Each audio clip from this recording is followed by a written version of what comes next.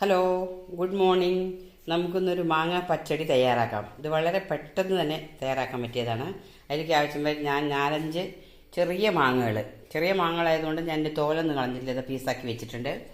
പിന്നെ ഒരു ടീസ്പൂൺ കടുക്, ഒരു 3 പച്ചമുളക്, ഉപ്പ് നമുക്ക് ആവശ്യത്തിനെടുക്കാം, 2 കൊത്ത് കറിവേപ്പില, ഒരു അരമുറി നാളികേരം ചെറുകി വെച്ചിട്ടുണ്ട്, ഒരു ടീസ്പൂൺ തൈര്.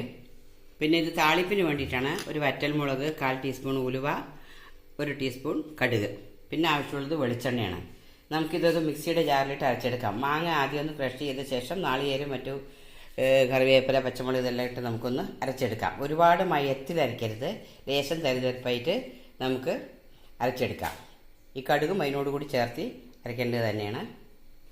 നമുക്കത് അരച്ചെടുത്തിട്ട് വരാം. ഞാനിതെല്ലാം കൂടി അരച്ചെടുത്തിട്ടുണ്ട്. നമുക്ക് ഇതിലേക്ക് ഈ തൈര് കൂടി ഒന്ന് ചേർത്ത് കൊടുത്ത് ഒന്ന് മിക്സ് ചെയ്യാം.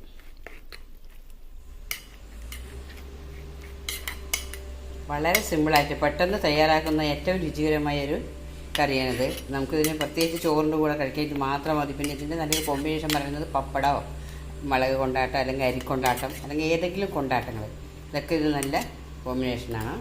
ഞാനിത് താളിപ്പിന് വേണ്ടി അടുപ്പത്ത് ഒരു പാൻ വെച്ചിട്ടുണ്ട്. അതിലേക്ക് നമുക്ക് 1 ടീസ്പൂൺ വെളിച്ചെണ്ണ ഒഴിച്ചു കൊടുക്കാം. വെളിച്ചെണ്ണയിൽ തന്നെ ചെയ്യുന്നതാണ് അതിൻ്റെ ടേസ്റ്റ്.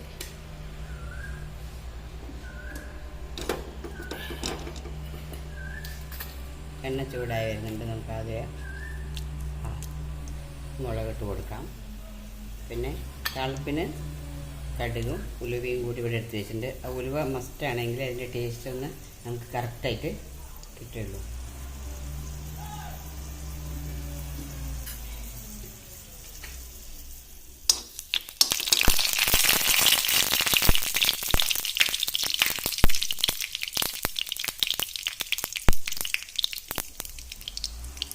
കടുക് മാങ്ങ നോക്കി കഴിഞ്ഞപ്പോൾ 2 മിനിറ്റ് കൊണ്ട് നമുക്ക് ഉണ്ടാക്കാൻ പറ്റിയതാണിത്. ഇനി നമുക്കേക്ക് കടുകും ഉലുവയും കൂടി ചേർത്ത് കൊടുക്കാം.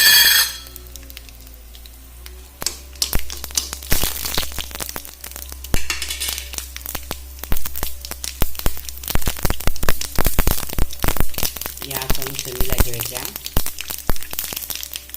ഇട്ട് കഴിയുമ്പോൾ തന്നെ നമുക്ക് ഈ കറിവേപ്പിലയും കൂടി അതിലേക്ക് ചേർത്ത് കൊടുത്ത് ഗ്യാസ് ഒന്ന് ഓഫാക്കാം.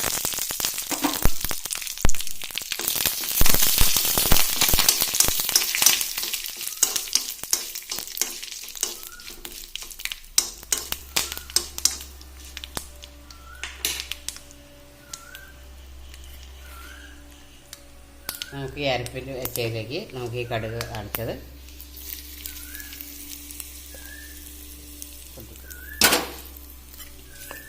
നമ്മുടെ മാങ്ങാ പച്ചടി റെഡി ആയിട്ടുണ്ട്.